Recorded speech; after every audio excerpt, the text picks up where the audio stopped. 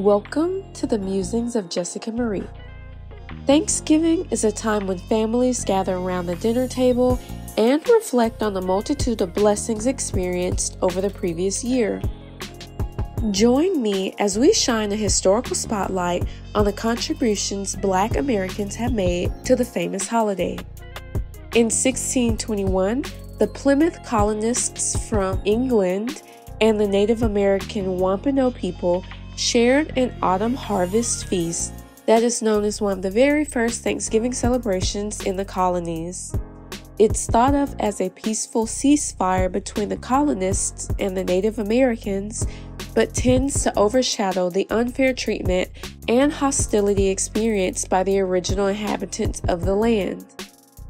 The Native Americans were eventually led west on a harsh voyage, officially recognized as a Trail of Tears, which severely decimated the community with disease, separation of family units, and lack of resources. Black Americans have also had a tumultuous history with the holiday. Before the Emancipation Proclamation in 1863, Thanksgiving was a time when enslaved Black Americans would frequently try to escape because it was the end of the crop season.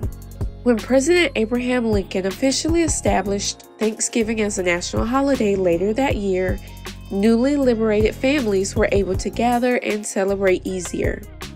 Celebrations began in the church, which already had a strong influence in unifying the community and often included powerful sermons by preachers calling for a changed society.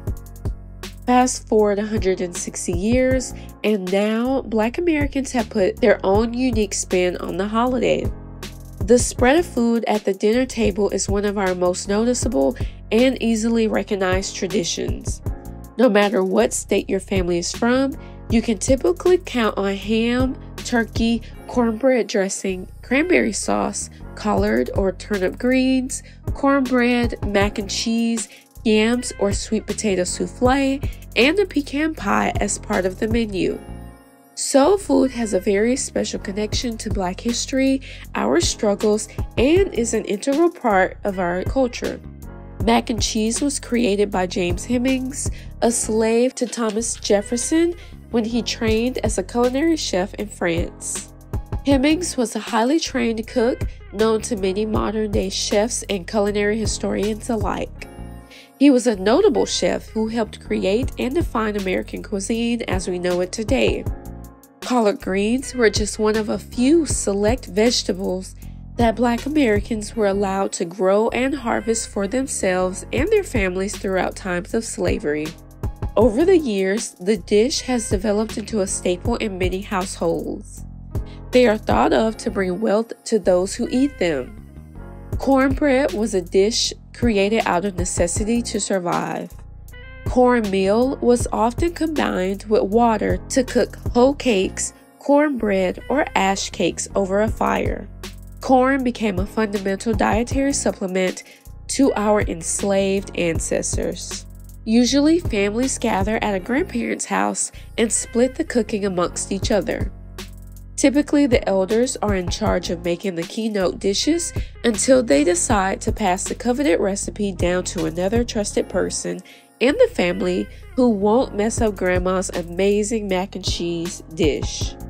It's a time to gather with grandparents, parents, siblings, cousins, aunts, uncles, and catch up after time apart. There's usually a small card table set aside to play the classic game of spades, while others watch sports or a movie on TV. The women almost always split off to handle the kitchen tasks, such as warming the food, cleaning up, and packaging the to-go plates. Historically, Black Americans weren't able to openly participate in the societal festivities of the day, so over time, we've created our own traditions to celebrate instead. It's always a super busy day of the year, but being surrounded by family is definitely nothing to take for granted. If you enjoyed this episode, let me know by giving this video a thumbs up, leaving a comment, and subscribing to my channel. I'll see you in the next episode. Signed, Jessica Marie.